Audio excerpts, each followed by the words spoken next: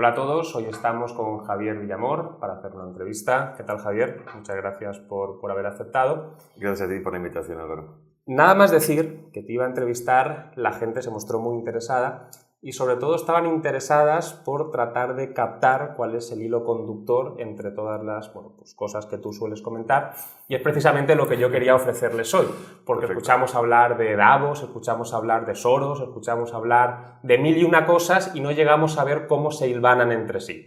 Entonces, más o menos mi propuesta vendría a ser la siguiente. Después de escucharte, diría que hay un estado de cosas, la sociedad se configura de una determinada forma, la sociedad tal y como está configurada molesta por determinadas razones, que ya veremos cuáles son, y precisamente porque molesta se pretende aplicar lo que se viene a llamar el gran reseteo, para que la gente se quede con los conceptos. Pero claro, el gran reseteo no es un fin en sí mismo, es un medio para después implementar otra cosa nueva. Grosso modo, sí. Y todo esto, lógicamente, movido por alguien, porque esto no se hace solo. Entonces, el objetivo es ir tocando estos 4 puntos para que la gente siga el hilo conductor y empezamos con el estado de la sociedad actual. Y la primera pregunta sería, fácil de decir, difícil de contestar, me imagino, ¿qué diferencia hay entre una sociedad abierta y una sociedad cerrada? Vale, primero hay que explicar por qué se habla de sociedad abierta y sociedad cerrada, ¿no? Y aquí me tengo que remitir a Soros y en su momento cuando fue a estudiar a Londres, a London School of Economics. Hay que tener en cuenta el Londres del momento, estamos hablando de 1947 aproximadamente, obviamente capital de uno de los aliados que había vencido en la Segunda Guerra Mundial, una ebullición intelectual brutal, y se estaban buscando las razones por las cuales justificar de una manera intelectual, quizá filosófica, las razones por las cuales habían surgido regímenes como el nacionalsocialista. El comunista no lo pensaron tanto, pues ya sabemos que después muchos de ellos han ido infectando las universidades, que luego hablaremos si quieres de la Escuela de Frankfurt, pero ahí es donde Soros, que él estudió filosofía, por cierto, su don es los sistemas financieros, anticiparse a esos sistemas financieros, para poder sacar un rédito económico, pero su pasión ha sido siempre la filosofía. De hecho, eso le ha creado unos cuantos traumas, digamos, ¿no? Ahí estudió y conoció a Karl Popper, era el filósofo del momento, y entonces tenemos ahí la sociedad abierta, ¿no? Open Society y sus enemigos, and its enemies. Entonces, de ahí también coge la idea de su fundación, ¿no? Open Society Foundations. Y entonces él hace una perversión, porque recordemos que Popper dice la sociedad abierta es aquella en la que tiene que haber una libre discusión de ideas siempre y cuando no se impongan por la fuerza, incluso aunque haya una idea que sea contraria a la propia libertad, al concepto de libertad, pero que pueda expresarse libremente, ¿no? Él hace una perversión de esa idea y dice, bueno, desde un punto de vista pragmático, y aquí esto es importante, ¿no? A veces confundimos, cometemos el error de hacer análisis quizá intelectuales o psicológicos de otros bajo nuestro propio presupuesto. Es decir, ¿cómo actuaría yo? Por lo tanto, juzgo a los demás de esa manera, ¿no? Esto es al revés. Es decir, tenemos que salirnos de nosotros mismos y decir, bueno, ¿cómo pensaría o cómo actuaría alguien que quiere dominar, que quiere poseer ciertas cosas, ¿no? Entonces, ahí es donde empezamos quizá a ver los sentidos de ciertas acciones. Entonces, él plantea, dice, bueno, pervertimos el concepto de sociedad abierta, igual que los progresistas de hoy en día, diciendo que no, la sociedad abierta es la que no puede permitir el fascismo, el nazismo, ¿no? Hay que aplicar incluso la violencia contra ellos porque, y ahí viene el oxímoron, ¿no? El tolerante que es intolerante con los intolerantes se acaba de convertir en intolerante. Y ahí es precisamente lo que ocurrió. Él dice, bueno, la sociedad tradicional, en oposición a la sociedad abierta, es aquella que es más cerrada, ¿no? Intelectualmente quizá más pobre, pero si pensamos también en nivel estratégico, bueno, es una sociedad mucho más firme, mucho más identitaria, mucho más segura de sí mismo, con unas raíces culturales mucho más definidas, mucho más entregada quizá a la defensa de sí misma, incluso ir al combate. Vemos los imperios de la Primera Guerra Mundial, ¿no? Es un país ser, digamos, ¿no? Un país con razón de ser y con un aprecio a su identidad. Y eso, claro, ¿qué significa? Que para todas aquellas personas con una gran capacidad económica no les permitía influir sobre la sociedad porque legislativamente era mucho más hermético, no se permitía la influencia de regímenes o de fundaciones extranjeras, etc. En contraposición tenemos la sociedad abierta, que dice, bueno, es una sociedad mucho más plural, ¿no? Multicultural como la entendemos hoy en día, pero claro, si nos fijamos en nuestras democracias, cuando dicen que la multiculturalidad es nuestra fuerza, ¿no? La diversidad es nuestra fuerza, diversity is our strength, y están siendo una gran falacia, porque es al revés. Esa diversidad mal entendida es nuestra debilidad. Entonces, sociedades abiertas son aquellas en las que los regímenes democráticos son débiles per se, por definición, pues los parlamentarios, oposiciones entre partidos políticos, incapacidad de llevar adelante ciertas políticas necesarias para el Estado y para la supervivencia misma del Estado, que esto es lo más importante, y es donde ellos pueden entrar, a través de subvencionar o comprar políticos, subvencionar ONGs, subvencionar fundaciones, asociaciones, medios de comunicación, que luego actúan en esa ventana de Overton famosa y van modificando la conciencia de la ciudadanía para sus propios intereses. Entonces, de ahí entendemos que todos estos magnates y los grandes filántropos, entre comillas, como Soros y compañía, luego tenemos Warburg, Carnegie, la Fundación Ford, en fin, toda esta serie de cosas, se dedican precisamente a eso. Fomentan esa sociedad abierta porque saben que eso debilita de alguna manera la identidad propia de los Estados-nación, que es donde decíamos lo que decías tú antes, molestan, ¿no? Esos Estados-nación clásicos molestan porque son un escollo para conseguir ese gobierno mundial de que tanto se habla. Entonces, una sociedad abierta, por así decirlo, por recoger un poco lo que has comentado, es una sociedad atomizada, vínculos tradicionales se han disuelto y precisamente porque las personas están, por así decirlo, esparcidas, sin ningún vínculo que realmente las una ni entre sí, ni con los vínculos tradicionales, la religión, la nación, son más fácilmente manipulables. Ahí vendría a estar el truco, ¿no? Exacto. Una sociedad abierta de por sí no tiene por qué ser malo, en absoluto. Pero una sociedad abierta en la que esa propia sociedad se proteja de influencias personalistas y privadas, ¿no? Es decir, obviamente, a mí me encanta que, por ejemplo, en Madrid, ¿no?, haya gente de todos lados del mundo, que Madrid es una sociedad muy abierta en el sentido positivo de la palabra, pero claro, hay un momento, como decía el general de Gaulle, ¿no?, que aquí haya gente de todo el mundo significa que España es universal, él hacía referencia a Francia, pero puede llegar un momento en que España deje de ser España. Entonces, eso, para aquellas personas que nos sentimos patriotas y que nos gusta nuestra identidad y nuestra historia, ahí es donde quizá tengamos que poner unos ciertos límites. No significa rechazar a otras personas, porque ahí viene la manipulación de estos, ¿no? No estamos rechazando a nadie, simplemente la importancia de poner ciertos límites para que eso no sea un rodillo ideológico y devaste. Si no se pone ese rodillo, estamos viendo las consecuencias, ¿no? Atomización social, enfrentamientos entre hombres y mujeres, ricos, pobres, negros, blancos, extranjeros, nacionales, con el objetivo, precisamente, de que no pueda haber un sentido común. Si la sociedad no va a una, es muy difícil que esa sociedad se autoproteja, que consiga ciertos objetivos que les beneficie a todos. Por eso el patriotismo se ha defendido tanto en Estados Unidos y por eso Estados Unidos, entre otras cosas, ha sido el líder del mundo y ahora lo va a ser China, ¿no? Hay un patriotismo férreo que les hace ir todos a una. Que, repito, esto no implica que se tenga que imponer, sino el sentido de supervivencia. Es decir, si estamos dedicándonos todo el día a pegarnos entre nosotros, muy difícil vamos a conseguir algo. ¿Y esto supone un cambio de paradigma con respecto a los posicionamientos políticos clásicos? Porque tradicionalmente se ha contrapuesto a las personas de derechas, a las personas de izquierdas, o a las personas progresistas, a las personas conservadoras. ¿Esto implica que hemos, no lo sé, avanzado hacia un nuevo estadio en el que realmente lo que están en lucha, la lucha se dirime entre los globalistas, no sé si se dice así, y los patriotas, entre los partidarios de una sociedad cerrada y de abierta, que por cierto, ya de por sí el nombre creo que tiene trampa, o sea, obviamente, partidario de una sociedad abierta frente a cerrada, ya, eso ya deja entrever, pero digamos que ha cambiado un poco el panorama político. Totalmente, es una muy buena pregunta. Y primero empiezo por el final, ¿no? La importancia de los conceptos, ¿no? Es decir, claro, sociedad cerrada ya de por sí parece, ¿no? Alguien cerrado en sí mismo, neurótico, ¿no? Un poco casposo. Todo lo que dicen medieval, ¿no? El fachorro típico de patillas con Ray-Ban, la imagen que tiene todo el mundo, ¿no? Y claro, sociedad abierta como, ¿no? Alguien súper moderno, guay, tolerancia, inclusividad, diversidad, ¿no? Entonces, es muy importante eso, ¿no? La manipulación de los conceptos, de la relación entre significado y significante que todo el mundo tiene, no solo propiamente, sino también en el subconsciente.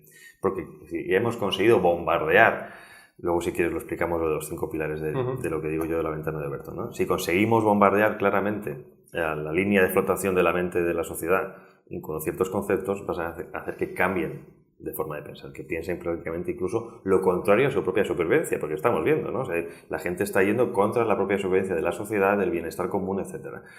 Ahora, respecto a lo primero, obviamente eso está, izquierdas y derechas se han trascendido, ya no solo en el plano político en sí, sino en la realidad. Hay izquierdas que ya defienden casi postulados de derecha, ¿no? Porque realmente estamos viendo un nuevo puritanismo por parte de la izquierda globalista, con todo el tema de la mujer, el inmigrante, cosas que no se pueden hablar. Eso es puro puritanismo casi del siglo XVIII, siglo XVII estadounidense. Y después ya estamos viendo a ciertas derechas que están yendo hacia una transición hacia postulados casi marxistas en cuanto a la defensa de los trabajadores desde una perspectiva nacional. Eso primero. Pero después, obviamente, si estamos hablando de que los Estados-nación ya se han sobrepasado, yo digo que están muertos. Y esto no lo digo de manera negativa, como que no hay nada que hacer, sino como una motivación para los que nos están viendo de recuperar esa soberanía que se nos ha ido fagocitando a través de las instituciones supranacionales que desde el año 44 se empezaron. Bueno, Bretton Woods 1944, ¿no? Termina la Segunda Guerra Mundial.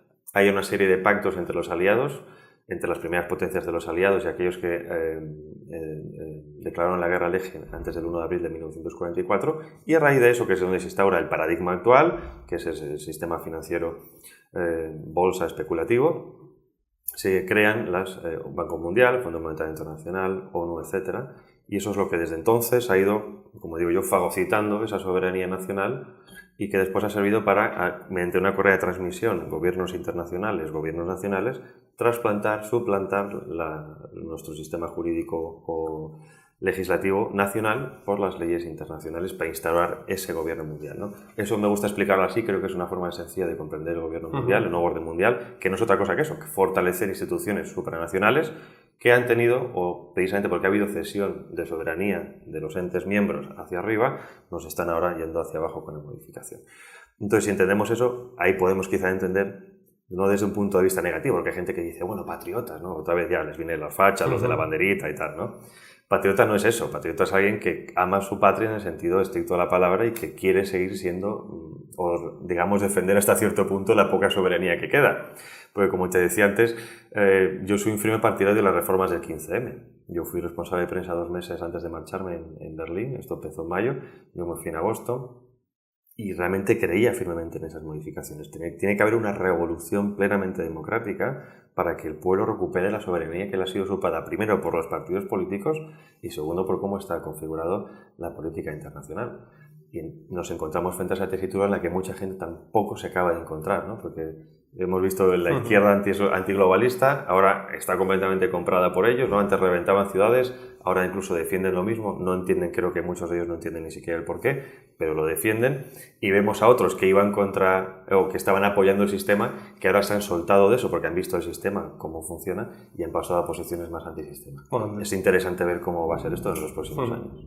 Bueno, hemos hablado de valores como la soberanía, de valores como el patriotismo, bien entendidos, y esto parece que es lo que se quiere atacar, parece que es lo que se quiere disolver. Es aquí donde entra en juego, y pasamos ya al segundo bloque de la entrevista, el gran reseteo. El gran reseteo lo que pretende es suprimir todos estos valores que tradicionalmente han existido y, digamos, cohesionaban a la sociedad y la protegían frente a manipulaciones externas, ¿o no exactamente? No exactamente. Tengo que matizar eso primero. El coger ventana de Overton, ¿no? Es esa forma que nos herramienta o, digamos, análisis político que nos permite comprender cómo de algo que es imposible o improbable pasa a ser real, ¿no? Ejemplos desde el punto de vista como conservador: se hizo para promover el aborto cuando no había aceptación general, se hizo para promover el matrimonio homosexual, se hizo para promover la eutanasia y se está haciendo, obviamente a muy largo plazo, se está haciendo con la pedofilia, ¿no? Y hay medios de comunicación anglosajones que están hablando de despenalizar la pederastia. Ya empieza por ahí, ¿no? Sabemos cómo van los pasos. Entonces, ¿qué digo yo? Digo, bueno, en las sociedades occidentales en las que estamos, sociedades abiertas, que hemos hablado antes, ¿no? Digo, hay 5 pilares. Tenemos ONGs, fundaciones, asociaciones, tenemos medios de comunicación, tenemos la sociedad civil común, o sea, los ciudadanos, tenemos los partidos políticos y luego los sistemas jurídicos, por así decirlo, ¿no? O legales. Entonces, vuelvo a decir lo mismo, pongámonos en la situación de alguien con muchísimo dinero, con la intención además de modificar la realidad para su propio beneficio. Digo, bueno, pues voy a financiar o crear asociaciones, ONGs, fundaciones que van a generar una serie de documentos, una serie de material audiovisual, etcétera, de los cuales se van a hacer con los medios de comunicación, también en mi órbita, o al menos que financie o cree, que van a irradiar esas ideas 24/7, 365 días al año a la población. La población, bien sea porque acaban aceptando esas ideas como propias. Por eso te decía yo antes también la importancia, fuera de la entrevista, la importancia de que me da igual que seas de izquierdas o de derechas, pero que sepas de dónde vienen, ¿no? Esas ideas tuyas. Entonces, si la población hace como esas ideas como propias, hoy en día, por ejemplo, la ideología de género, ¿no? Nadie sabe por qué lo está pensando, porque no creo que se haya leído a los ideólogos de la ideología de género, pero como lo están viendo por todos los lados, la hacen como propia. O bien, lo ves en todos los lados, tantas veces todo el tiempo, que dices, bueno, ya está, algo está ahí, está normalizado, ¿no? Entonces, claro, digamos que ya has creado una cierta sensibilidad en la población. Y luego tienes a los partidos políticos, que por propio convencimiento, porque también son sociedad civil por un lado, o bien sea por interés político, se hacen eco de esas preguntas, reclamaciones según las encuestas famosas que conocemos, incorporan esa reclamación en sus programas políticos, la gente los vota, lo llevan a cabo, modificamos con el legislativo y luego se impone a través de medidas coercitivas a nivel judicial, etc. Por lo tanto, has tocado ya todos los 5 pilares fundamentales de una sociedad, o al menos la occidental, por así decirlo. Desde todos los ámbitos has invertido dinero, has modificado y te has hecho con esa sociedad. Completamente. Tienes la sociedad en tu mano, porque nosotros como ciudadanos no tenemos la capacidad para influir a eso. Bueno, como digo siempre, si alguien nos está viendo que tenga 20.000 millones de dólares y quiere hacer una contra, que me llame, que estaré dispuesto a invertir en esos 5 pilares para que ir al revés, ¿no? Entonces, claro, si comprendemos eso que ha hecho en los últimos años, décadas, ¿no? Ha sido un reseteo, ha sido un formateo cerebral de Occidente. Se suele decir en tono de humor, ¿no?, que la moral europea o cristiana, o occidental, se ha creado en cientos de años y solo han faltado unas pocas decenas para destruirlo, ¿no? Desde Freud y las pulsiones sexuales a todos los desviados de las doctrinas de género, se ha destruido completamente la moral europea.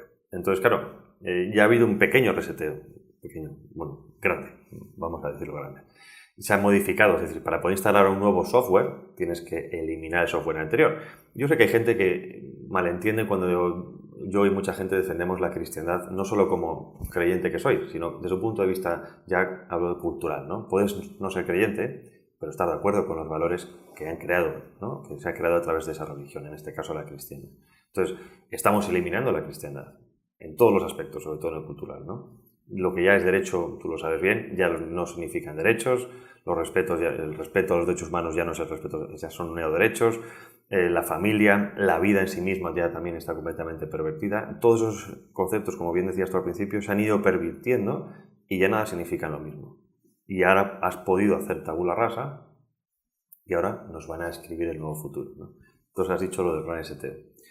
El gran seteo hay que entenderlo como algo que se lleva tiempo trabajando, esto no es de la noche a la mañana, aunque Klaus Schwab y Thierry Mayeret, que son los que escribieron este libro famoso COVID-19, el reinicio, que salió el verano pasado, lo planteaban como, bueno, a raíz del coronavirus, en 5 meses hemos generado un reseteo mundial, ¿no? Hay que ser un poco ingenuo para pensarlo. Esto lleva trabajándose mucho tiempo, igual que la Agenda 2030, que están relacionadas, ¿no? Entonces, ¿qué propone el gran seteo? El gran seteo dice, bueno, hay 2 pilares fundamentales, uno es el COVID y otro es la religión medioambiental, ¿no? El cuidado medioambiental, llaman ellos la madre tierra, les faltaba decir la Pachamama. Entonces dicen, bueno, primero, ¿qué nos ha mostrado el COVID? Primero dice que la forma en que los estados independientes han intentado paliar la crisis sanitaria y no han podido, ha demostrado que hace falta un gobierno mundial, ¿no? Esa justificación tan simplista, como no podemos hacer de manera independiente nada contra el COVID, gobierno mundial. Por otro lado, como estamos destruyendo el planeta a través del egoísmo, de la economía productiva, no sé cuánto, gobierno mundial, para poder regir y hacer un centralismo universal de la economía, ¿no? Entonces, esos 2 pilares es el gran seteo. Se basa en eso. ¿Y qué plantea? Plantea, entre otras cosas, la 4ª revolución industrial. Eso es lo que viene, perdona que te interrumpa, después. Sí. O sea, el gran reseteo suprime lo anterior y ya estaríamos entrando en qué es lo que viene después de haber reseteado el estado perdido de cosas. Vamos a hacer otro pequeño matiz. El gran reseteo es un reseteo económico global que, según ellos dicen, Klaus Schwab, debido a que el sistema actual, el paradigma económico actual, que hemos hablado antes, ¿no?, el sistema financiero especulativo, ha sido una especie de lo que llaman ellos dictadura del PIB, literalmente, dictadura del PIB, el crecimiento constante, y ya nos damos cuenta de que en un mundo globalizado ya no hay más mercados que conquistar, están todos copados.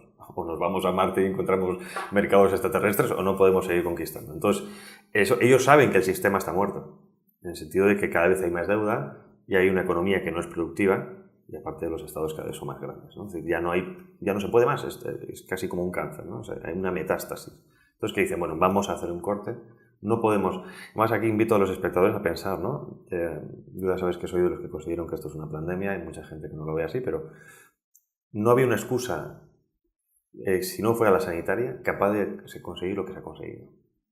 Ni una 3ª guerra mundial, ni unos extraterrestres, nada hubiera conseguido un confinamiento y un parón económico como se ha hecho a nivel mundial. La excusa sanitaria es perfecta.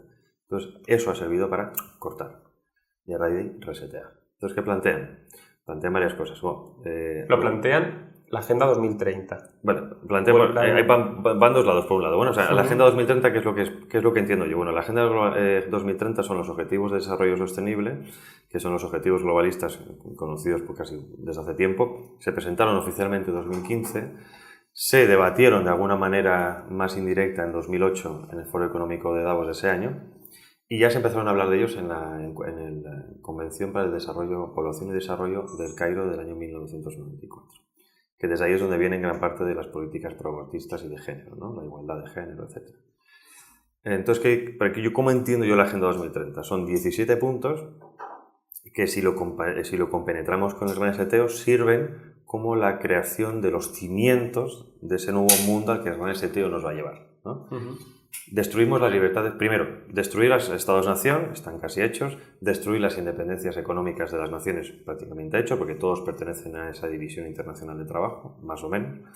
Entonces ya está todo hecho eso, ahora vamos a formatear el sistema, vamos a instalar ya cerebralmente todo el nuevo código ético, moral, ideología de género, aborto, más luego la revolución industrial, que ese es el Gran Seteo, ¿no? O sea, el Gran Seteo tiene de trasfondo la cuarta revolución industrial, que definido por el Foro Económico Mundial, viene a ser la fusión entre seres biológicos, dispositivos tecnológicos y mundo digital.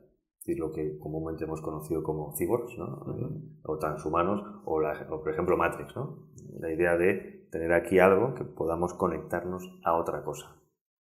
Esto no tiene por qué ser malo en sí mismo, me explico. Creo que dentro de todo este gran seteo de la Agenda 2030 hay un sinfín de oportunidades. Obviamente no las podemos detallar aquí todos los puntos, ¿no?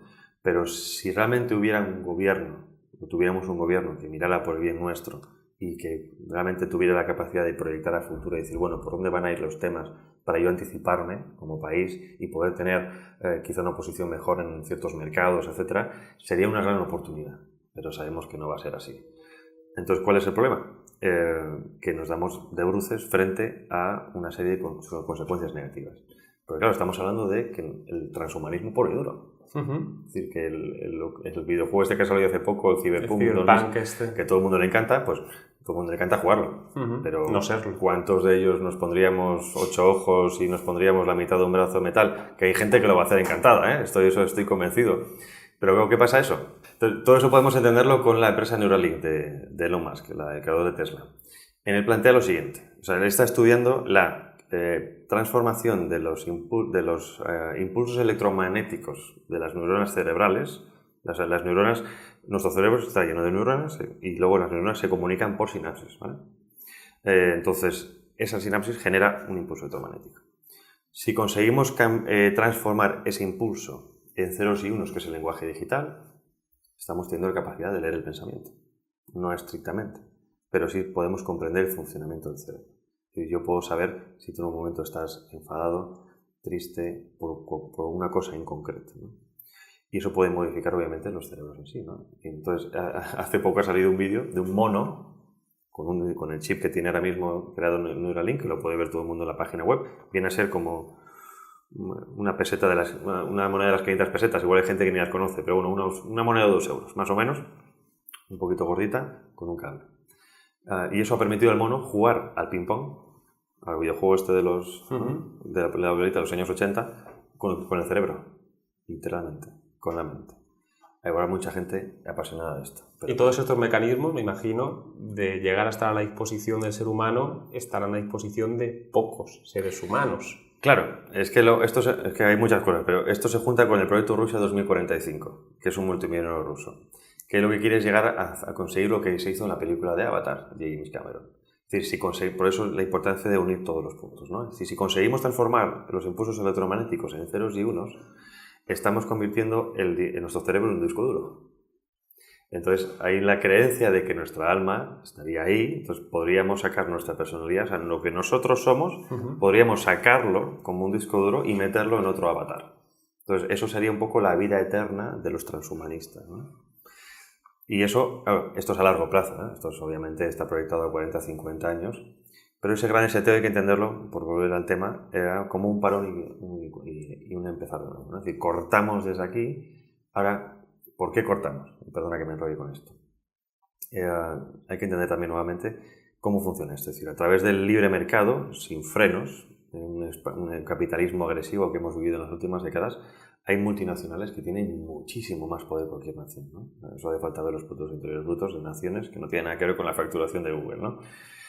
Y eso, claro, ha llegado a un punto de tal control que ahora dicen, bueno, como hizo Inglaterra con la Revolución Industrial. Primero promocionamos el proteccionismo. Yo produzco, como tengo la capacidad de producir más que nadie, doy una patada a la escalera y ahora empiezo a promover el libre mercado. Cuando yo ya puedo sobreponerme a todos, ¿no? De ahí que vino el Imperio Británico, más, por reducirlo mucho, viene de ese momento.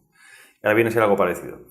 Ellos han tenido ese control, dicen, bueno, estamos ahora en la cúspide, somos un grupo de 300, 400, vamos a dar una patada de la escalera, no vaya a ser que alguien llegue donde estamos nosotros, y vamos a controlar todo.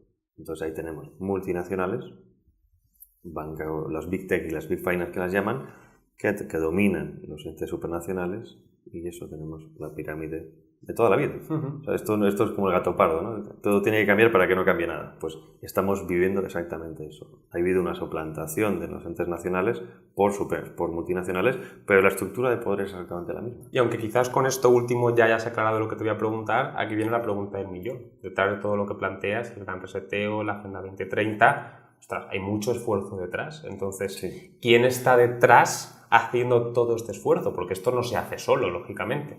Soros, que se dice normalmente, los Rothschild, los Rockefeller, vale. Los Illuminati, que también hay quien ha llegado a vincularlo con él. ¿Quién hay detrás de esto? A ver, ya que dices Illuminati, ¿no? Illuminati y masonería, obviamente creo que es importante que la gente estudie, existen, pero digamos que son clubs privados, ¿no? Bueno, la masonería realmente está al servicio de la corona de Inglaterra, el duque de Kent, el primo de Isabel II, ese gran maestre, esa es la masonería regular, luego tenemos la más radical que es la francesa, pero que las dos sirven al mismo, ¿no? Entonces, bueno, también podemos entender yéndonos al pasado la destrucción del Imperio Español y tal, bueno. Pero digamos que lo entendemos como un club privado, de gente que hace networking y se defiende a sí misma. Ahora bien, vámonos a los nombres, ¿no? Yo siempre pongo el ejemplo de Soros, primero porque me parece un ejemplo paradigmático para comprender precisamente cómo se ha manipulado la sociedad, ¿no? Luego tenemos revoluciones de color, todo esto de primavera árabe, luego además cómo ha sido utilizado también a través de los resortes del Estado de Estados Unidos, USAID y demás, ¿no? Como a través de principio la bondad de la ayuda económica a países menos desarrollados han entrado todas esas fundaciones en tropel. Pero tenemos que ver instituciones que tenemos. Que tenemos el Council on Foreign Relations, el CFR, que es el think tank privado más importante de Estados Unidos, que es el que marca la pauta de la política exterior estadounidense. Ahí tenemos a Henry Kissinger, por ejemplo. Kissinger es uno de los más importantes, está ya muy mayor. Y entonces en el CFR podemos ver más o menos quién está. Ahí tenemos nombres de empresarios, dueños de medios de comunicación, multinacionales. Luego familias, me habéis dicho Rothschild, están Rothschild, Carnegie, Warburg, que es gente que realmente domina muchísimo. Ahora, seguir el rastro económico de esta gente es imposible. Nosotros no tenemos la capacidad, necesitaríamos años y años de gente específicamente enfocada a eso, ¿no? Pero yo creo que lo positivo de todo esto es que cada vez están más en boca de todo el mundo, ¿no? Rockefeller se hizo dueño de todos los medios era el emperador del petróleo, ¿no? En el siglo XIX, lo ha seguido siendo un tiempo, ahora resulta que han vendido todos los activos tóxicos con las políticas medioambientales para irse a las políticas renovables, a las energías renovables, entonces ya estamos viendo también eso, ¿no? Es decir, ¿por qué nos promueven el gran STO? Porque no lo promoverían si no estuvieran en la cúspide del poder. Es decir, ellos ya hace tiempo que han dejado de controlar ciertas cosas, se han pasado a las nuevas tendencias que son ahora las que te están promoviendo, ¿no? Entonces, poner nombre es muy difícil. Soros es un peón intermedio, ¿no? Es lo que llamo yo, igual que Bill Gates. Son personas que se pueden mostrar porque se les permite mostrarse. Pero los verdaderamente ricos y poderosos no aparecen en las revistas Forbes, no aparecen en ningún medio de comunicación normal, jamás van a aparecer. Has dicho dos cosas que parece que van en sentidos distintos y me gustaría ver cómo se concilian, porque por un lado has dicho que Soros es verdad que está en boca de todos y por otro lado has comentado que Soros no es más que un peón porque los que verdad tienen el poder están ocultos. Entonces, a mí una cosa que me llama mucho la atención es la publicidad que se le da a todo este tipo de cosas. Porque yo si, por ejemplo, obtuviese, no lo sé, un documento clasificado del gobierno chino después de haber navegado en la Deep Web durante 15 años, encriptado y lo desencriptase y dijese todo esto, diría, ostras. Pero me llama la atención el que esté a golpe de clic prácticamente, el que una persona con un mínimo interés pueda obtener todo ese tipo de información, porque todo este tipo de información es pública, el foro de Davos, todo lo que se dice es público. Entonces, ¿esto realmente cuál es el sentido? Que nosotros podamos conocer todo esto. ¿Es extraño? ¿Forma parte de sus planes, de su agenda? ¿Cómo lo enfocas tú? Buena pregunta, mira. Hay información que no puedes ocultar, ¿no? Yo cuando hablo de conspiraciones, eso es muy importante, ¿no? La gente dice, no, conspiranoico tal, y vamos a ver. ¿Acaso no conspiran a veces hermanos entre sí para llevarse la herencia? ¿Acaso no conspiran los políticos todos los días unos contra otros? ¿Acaso no conspira un compañero de trabajo para quedarse con un mejor puesto laboral? O sea, la conspiración es inherente al ser humano. Entonces, ¿por qué no pensamos que hay una conspiración de gente muy poderosa contra el resto de la población? ¿Qué barrera hay ahí que no te permita saltar para extrapolar esa conspiración del día a día a una conspiración global, ¿no? Y no es una conspiración de, no sé, tipo Mr. Barnes, ¿no? Diciendo excelente en un sillón, ¿no? Que también, pero es una conspiración abierta. ¿Y qué quiero decir con esto? Que la información está ahí para todo el mundo. Ahora, ahí viene la magia, claro. Dentro de ese reseteo que hemos hablado, desde ese formateo, primero viene a destruir la calidad educativa. Es decir, cuando tú has destruido la capacidad intelectual de las personas, la capacidad de crítica y de comprender el mundo que les rodea, no van a comprender nada aunque se lo pongas en la cara. En algunas entrevistas he citado a Yuri Bezmenov, ¿no? El exagente KGB, que explicaba de cómo ese envenenamiento de la mente occidental, la destrucción de todos sus valores y su análisis crítico, ha permitido que hoy en día todo eso cale, todas estas nuevas ideologías y nuevas religiones de Estado calen a sus anchas porque no hay freno a eso. Entonces yo me he encontrado con gente que le pone los datos. Y además, cuando digo la conspiración es importante, es follow the money, ¿no? Es una máxima del periodismo, sigue el dinero. Esto es quién financia qué y quién se beneficia de ese financiamiento. Tan sencillo como eso. Entonces, cuando les pones dónde invierte Soros, que a través de sus fundaciones, a qué medios de comunicación da, a qué organizaciones da, no acaban de unir los puntos. Estos son como diferentes puntos, típico dibujito de pequeño, ¿no? Muchos puntos que los vas uniendo, 1, 2, 3, 4, 5, 6 y te sale una imagen. Entonces, ese ejercicio hay que hacerlo. Yo sé que hay mucha gente que o no tiene el tiempo para hacerlo, o no le da para hacerlo, o no entiende cómo hacerlo.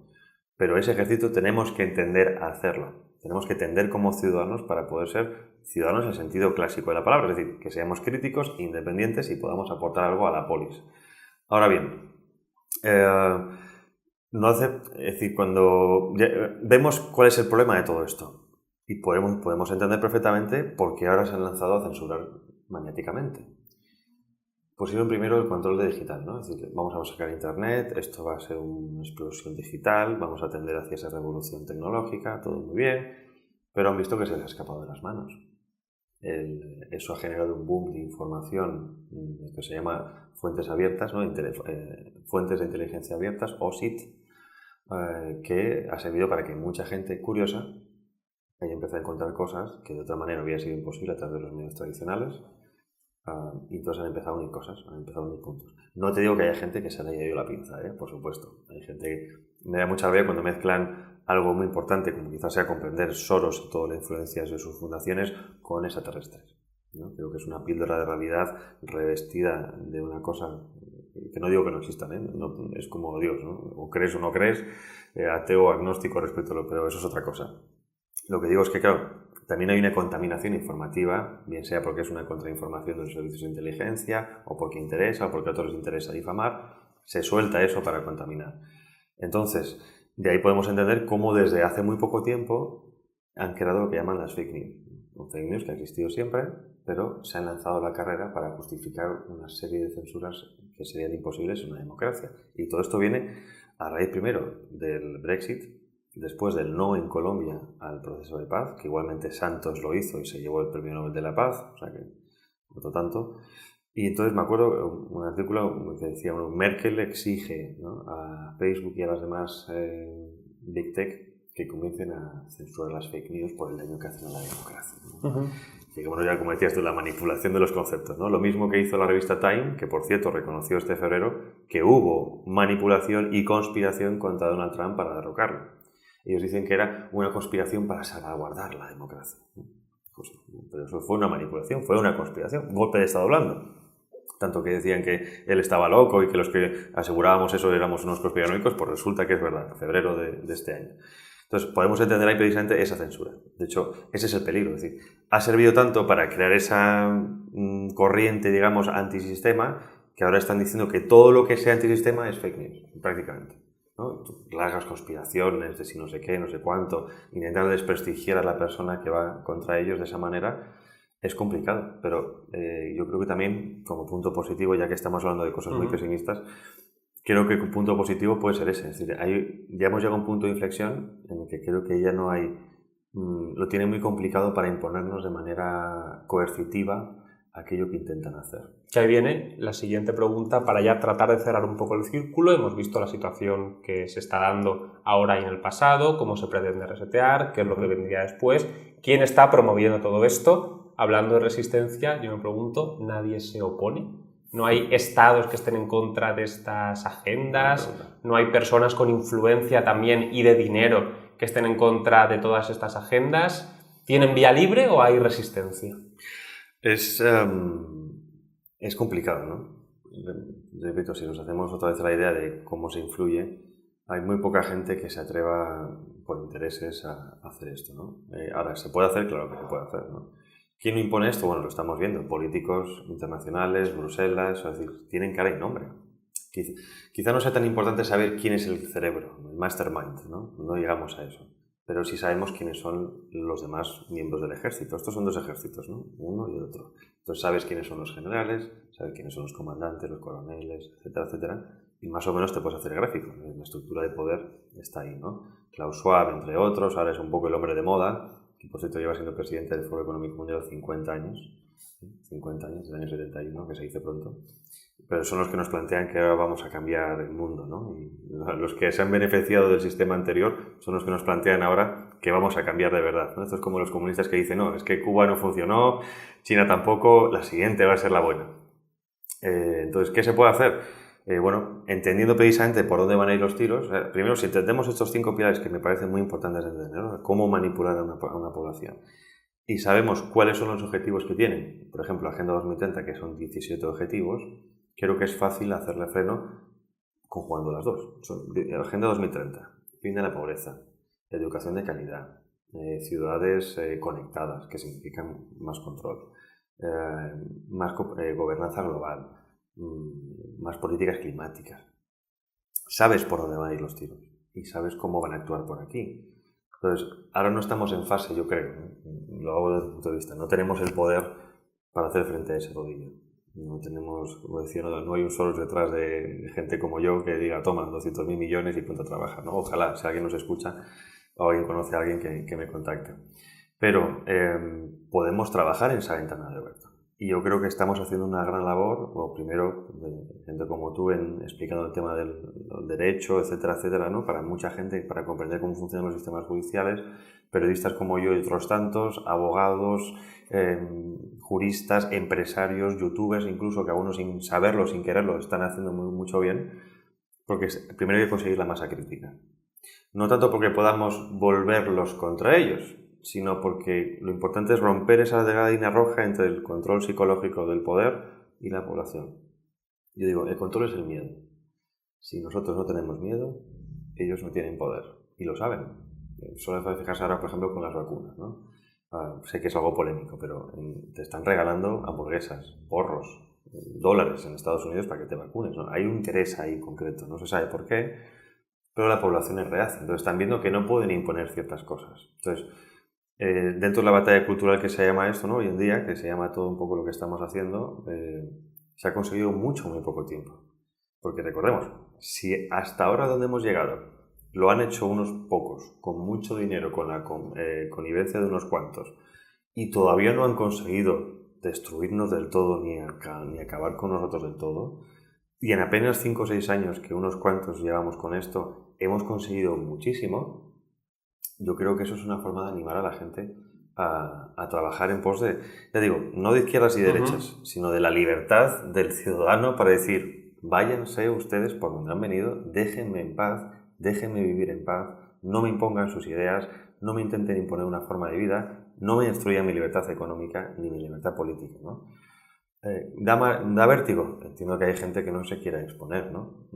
Por lo que estamos haciendo, muchos estamos ya marcados de por vida y eso se nos va a llevar a la tumba. Pero creo que es una forma de animar a la gente. Y además aquí, digo, estos son ejércitos y aquí todo el mundo pinta.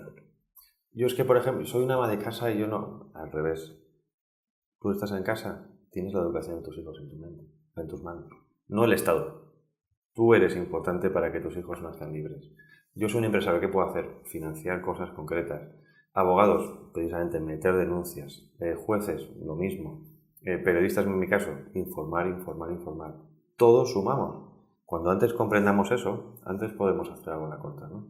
El Imperio Romano, ¿por qué venció? Y sigue funcionando exactamente igual. El mundo no ha cambiado nada. Divide et impera. Divide y vencerás. Si sabes que nos están dividiendo, actúa en el sentido contrario. Son pocos. Nosotros somos más, como digo yo, somos legión, ¿no? Solo hace falta tener conciencia de legión. Entonces ya seremos imparables. Creo que no hay mejor forma de terminar la entrevista que con este halo de luz entre las tinieblas. Ha sido un placer, Javier. Muchísimas gracias por la oportunidad. Ha sido un placer. Muchas gracias por acceder a la invitación. Espero que os haya gustado tanto como me ha gustado a mí la entrevista y hasta la próxima.